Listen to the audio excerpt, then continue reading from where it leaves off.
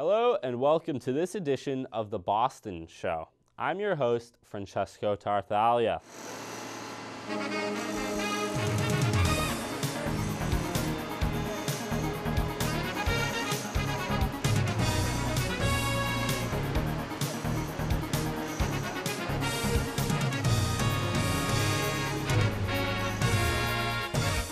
Last week in Boston, Boston's Elderly Commission hosted their 12th annual Halloween celebration.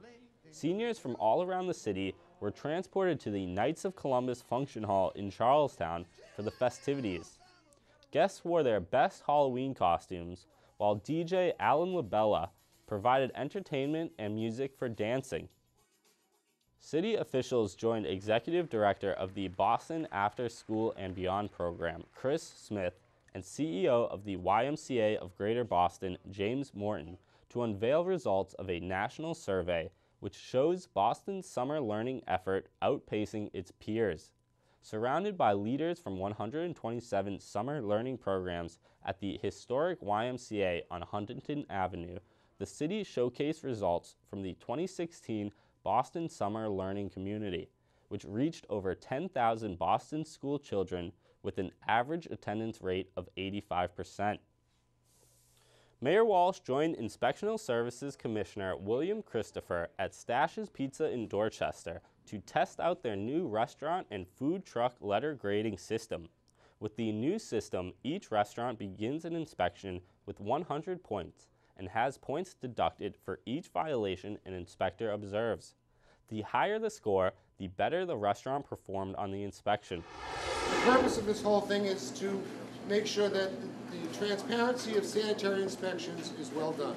Violations fit into three categories. A food-borne critical violation, such as failing to keep food at safe temperatures, carries a higher risk of food-borne illness and a penalty of 10 points.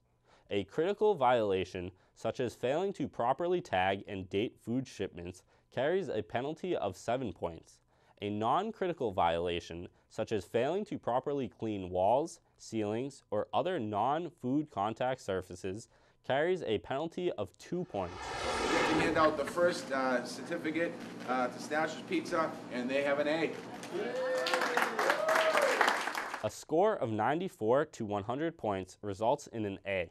81 to 93 points results in a B, and a score of 80 or fewer points results in a C. The Foley apartment complex raised a new American flag this week. Congressman Lynch donated the flag from the Capitol building to replace the previous flag at the development, which had worn out over time.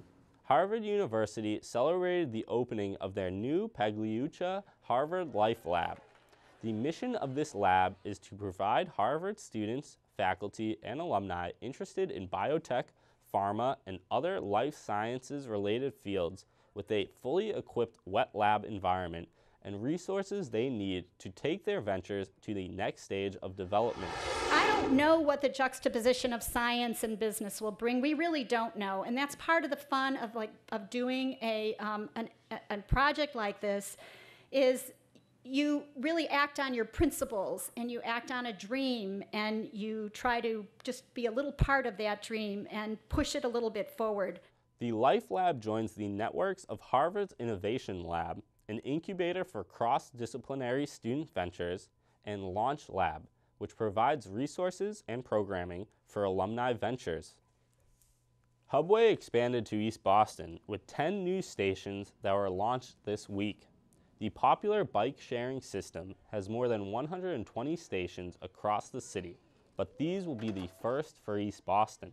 With stations near homes, small businesses, community centers, open space, residents now have a convenient and healthy way to enjoy their own neighborhood.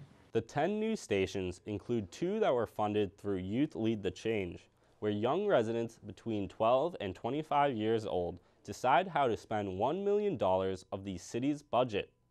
To watch any event covered in its entirety, stay tuned to Boston City TV. And to watch all new episodes of The Boston Show, tune in at 11 a.m. on Saturday mornings. Thanks for joining us for this edition of The Boston Show.